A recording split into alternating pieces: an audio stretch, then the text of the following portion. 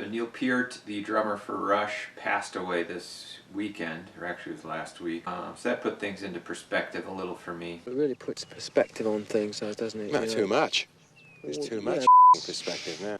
I think the play that summed up this Vikings loss to the 49ers was, and Xavier Rhodes forced a fumble, but the guy's knee was down, it turned out, so they reversed it. What happened on that play, what I think was missed, Anthony Barr got pancaked by Jimmy Garoppolo. That says it all. Your four-time Pro Bowl, $13 million a year, middle linebacker, gets pancaked by the opposing quarterback.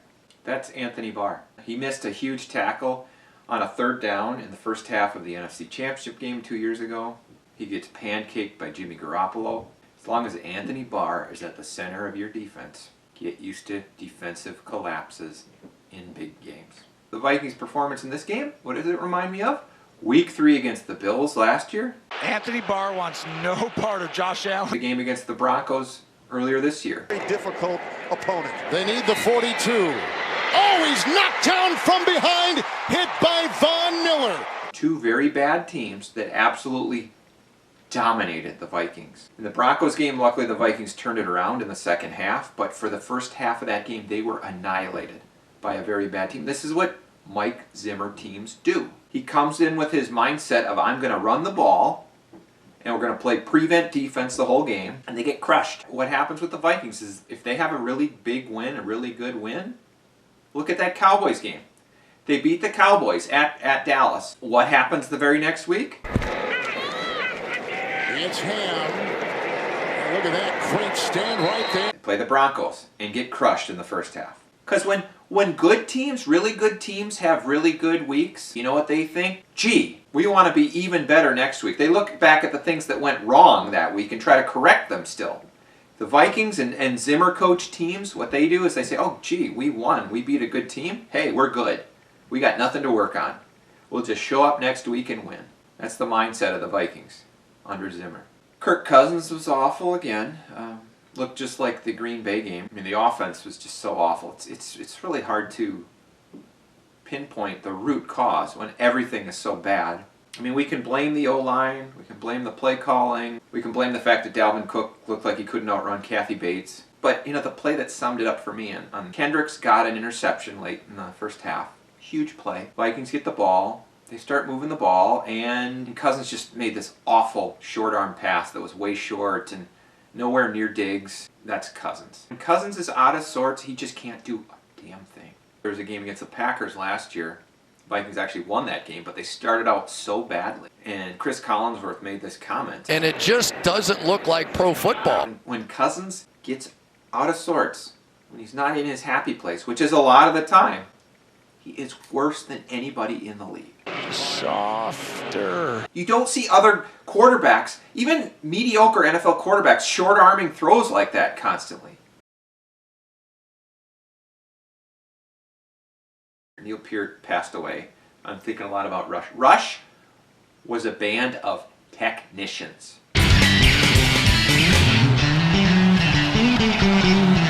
Some musicians are technicians. Some have feel. Just like some quarterbacks are technicians and some have feel. Brett Favre had feel. Instinct. Just being able to pull plays out of the thin air. Some musicians have that feel. Jimi Hendrix. Or like a more modern version, Slash from Guns N' Roses. I mean, the guy's technically not the best guitar player and he's pretty much stoned out of his mind all the time, but he can just plug right in and come up with the solo from Sweet Child of Mine.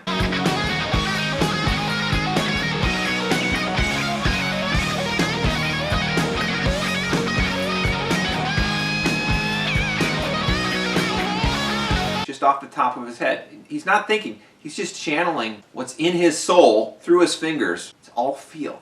Rush were pure technicians. Pure. Neil Peart, best rock drummer ever.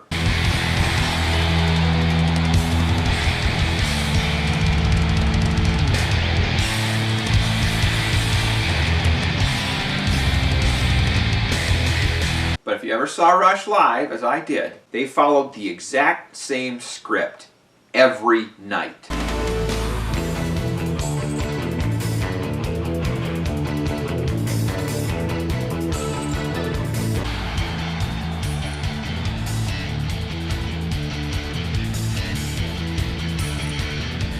No improvisation. Everything was played note by note exactly the same every night. And that's how it had to be because they don't have that feel. If any of them got out of sorts during a performance, everything would fall apart.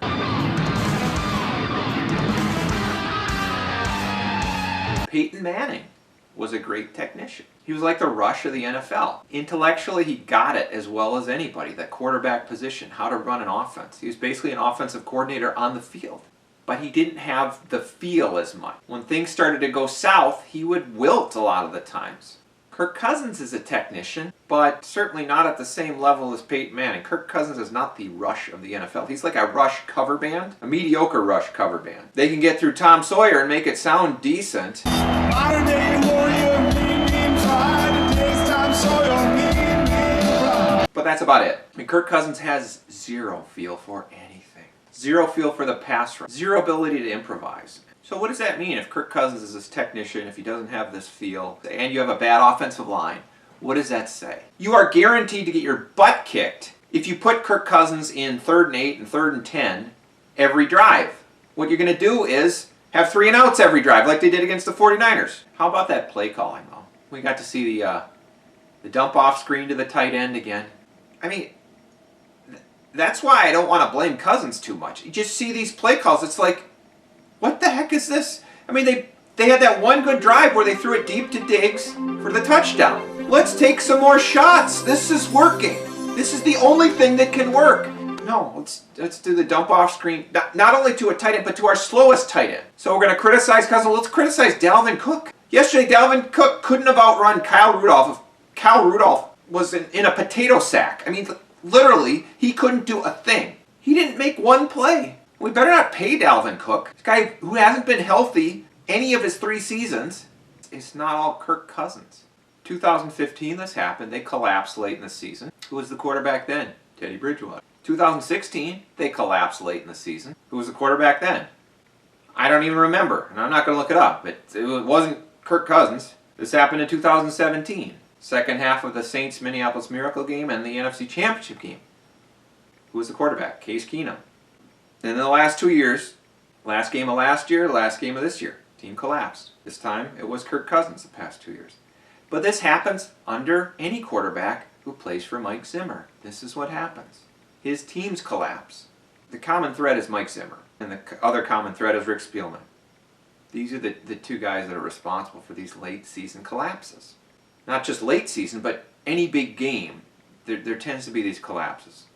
And who gets the blame? I mean, the Vikings were dominated physically. The 49ers game, that leads you to think, well, it's personnel. You know, it's Rick Spielman's fault. And it certainly is. A lot of it is his fault. I don't think Mike Zimmer gets the most out of his talent either. I mean, he does certain games, like in the Saints, he got the most out of them, but then the next week they don't even show up. The Saints were about as good as the 49ers this year.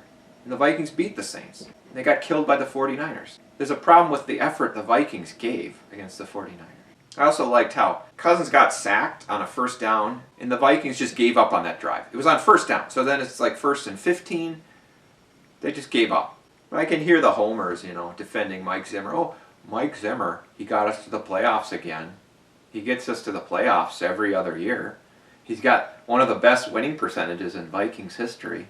And my favorite, who are you going to get to replace him? Who else are you going to get who can coach the Vikings to a 38-7 loss in the NFC Championship? Who else are you going to get who can coach them to getting their butts kicked against the 49ers? Who's going to coach them to a late season blowout against Green Bay at home? Who are you going to get who can do that? Anybody. Who are you going to get to replace him? I don't know, somebody like Mike Vrabel for the Titans, who went on the road and beat the Super Bowl champions and went on the road and beat the Super Bowl favorites of this year in consecutive weeks. He doesn't have trouble motivating his players on consecutive weeks. Well, who are you going to get to replace him? Anybody. Anybody but Kevin Stefanski or Gary Kubiak. Oh, you want to go back to the days when they were terrible under Leslie Frazier? What's the difference? For me, it's, I live in New England.